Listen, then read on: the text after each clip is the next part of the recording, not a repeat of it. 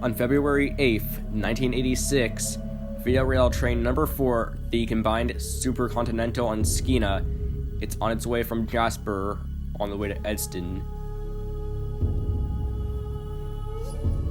F7A 6566, F9B 6633, and F7A 6300. And a standing generator, 2 baggage cars, 2 coaches, 1 dome car, and 94 passengers, 13 stewards, and a crew of 7 on board.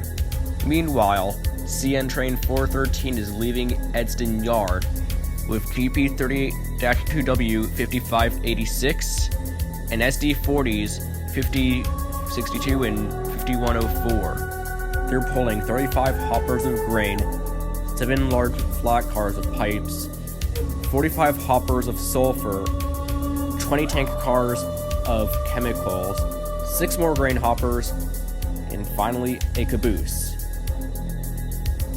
Train leaves Edston Yard, engineer Jack Hudson, conductor Mark Edwards, and brakeman Wayne Smith.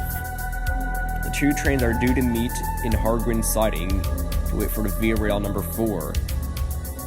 However, like the Case Maryland train collision happened in the next year, this was certainly not the case.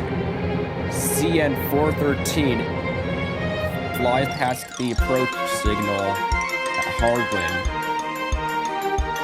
and nearly 2 minutes later, it forces its way back on the main line, only making it 18 seconds out of the main line. On board Via Rail number 4 is World War II veteran Kenneth Cuttle, and you can see the headlights of 413 moments later.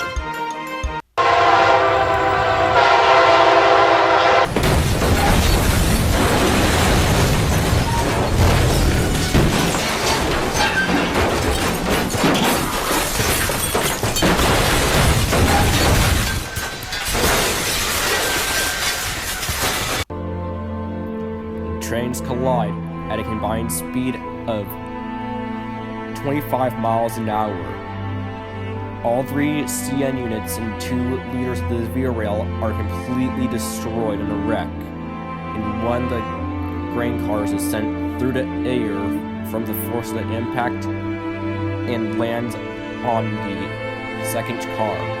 Nearly 45 minutes after the impact, Rocky Mountain police arrive on scene and they see a horrifying sight. 25 people are dead, more than 100 are injured. Then there's the question, how could this happen, and why?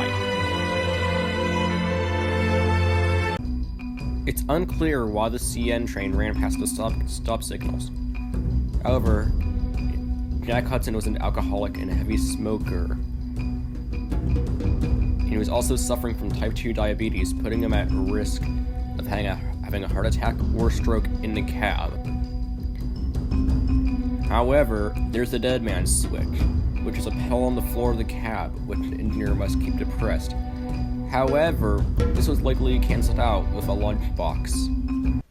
In the end, all 3 CN units and the 3 Via Rail locomotives were damaged beyond repair and scrapped.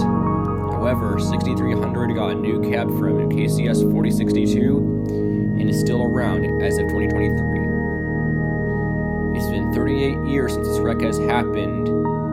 Hopefully, we don't see a wreck like this ever again.